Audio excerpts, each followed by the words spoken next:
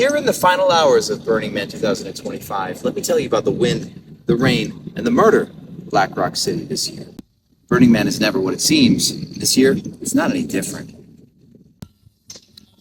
This is all that remains of the man after the burn on Saturday night.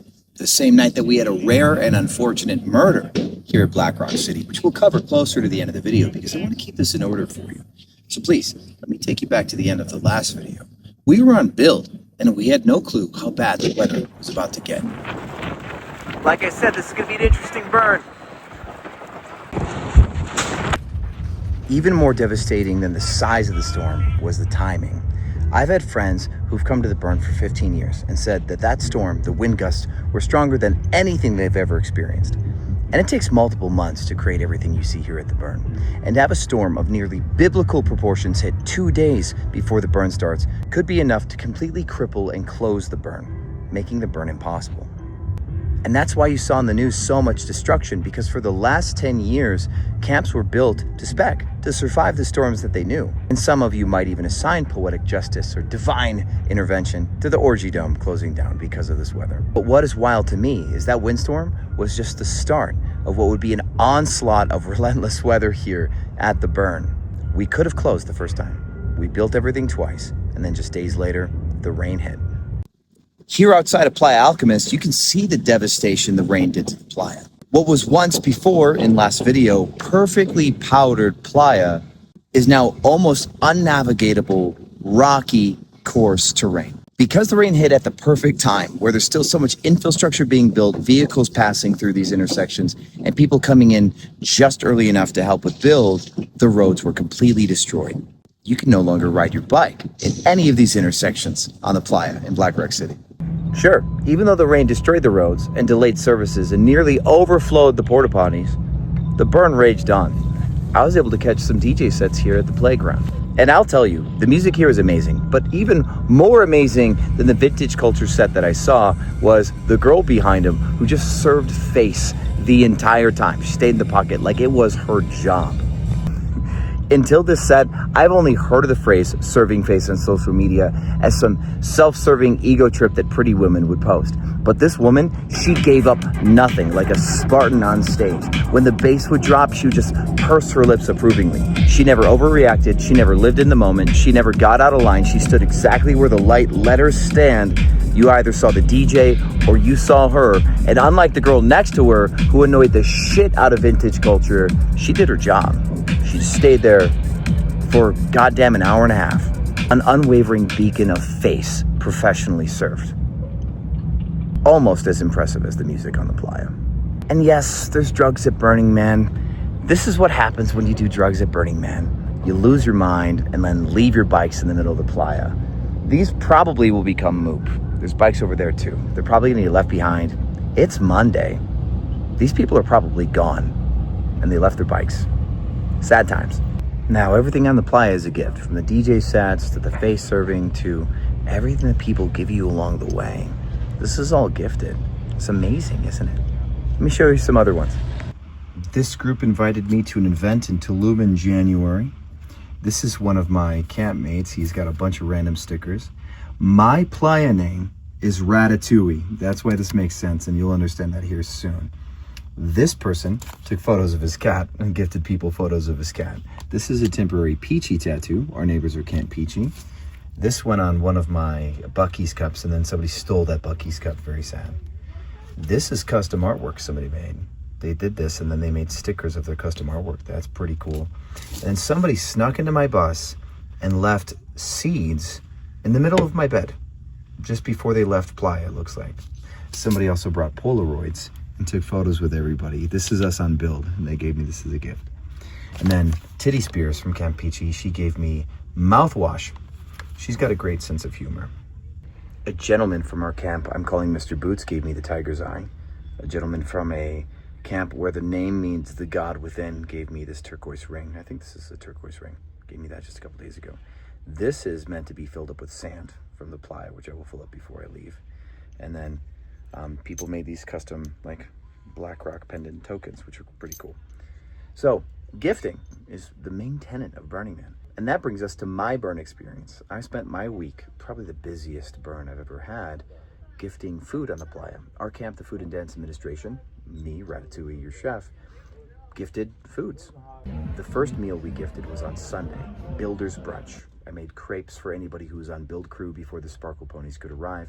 And because of the weather, people couldn't arrive, so the Sunday brunch was safe. And then Monday through Saturday, we continued to slang meals, including waffles and wubs on Wednesday morning, where I wore a full suit to serve people food. Burgers and bass on Friday. The event was an absolute banger, and of course I wore a leather warlock style outfit, and it was really fun. I just worked that grill so hard.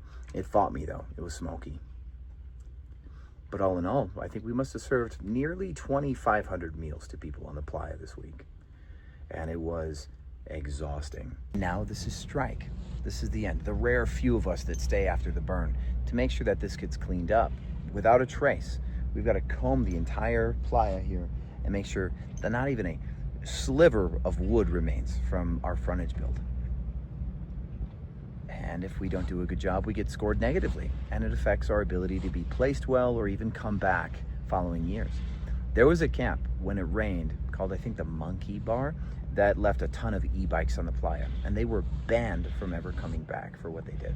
So yes, the burn organization tries to enforce these principles to make sure that we're kind to the playa, and that way we can continue to celebrate for years to come. So about that murder at Burning Man, we had a campmate who's been gone for days, missing for so long that the RV that left to go back home threw all this shit out onto the playa and left without him. And now the cops just show up 10 minutes ago asking for this guy. And now we are surrounded by police cars. There's 5 vehicles surrounding our camp right now, and they're holding him next to that container. Have no clue why, but yeah, odd timing. Really fucking odd timing.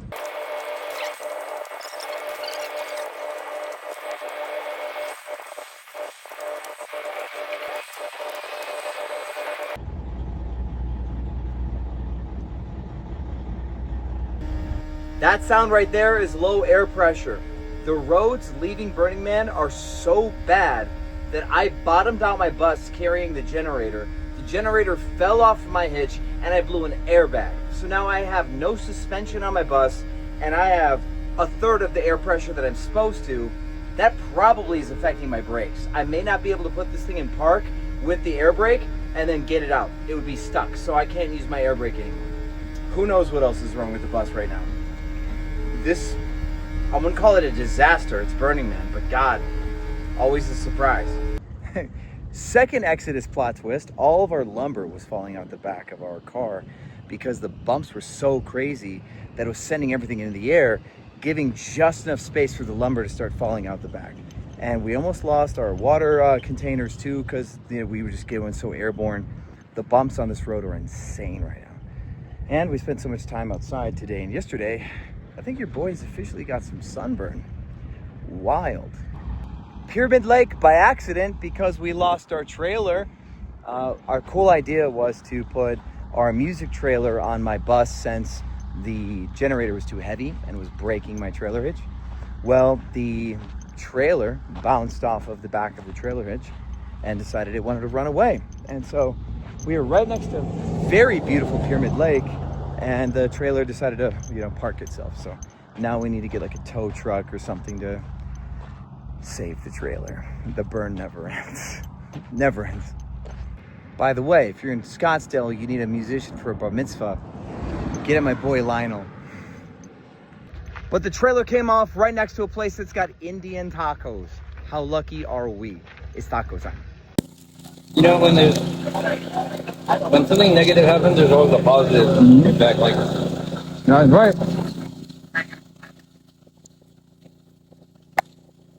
Yeah, every little misfortune has had a positive dude, attached to it. 1000%. Every time I've thought something was like negative, like there was always like a bright light at the end of the tunnel. Like,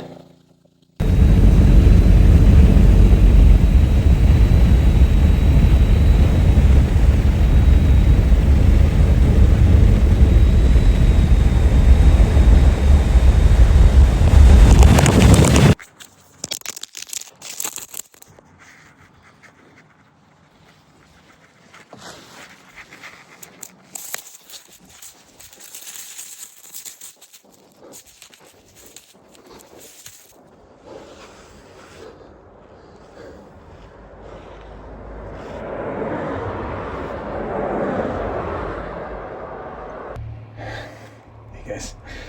I'm okay, I think. I got a pretty bad gash in my head, and my arm hurts a lot, and I'm probably gonna go to the hospital. But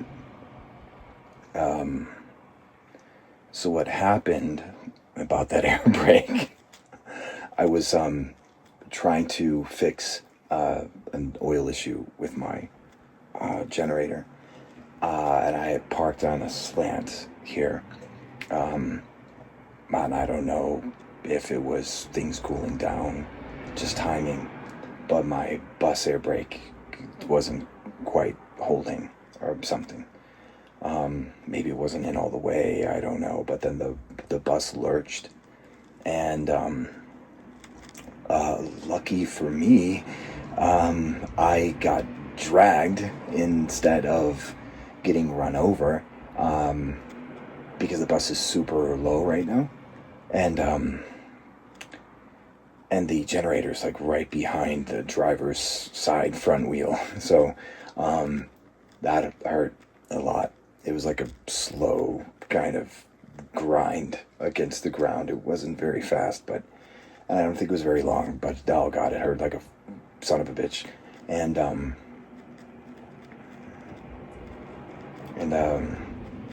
okay. I'm okay. But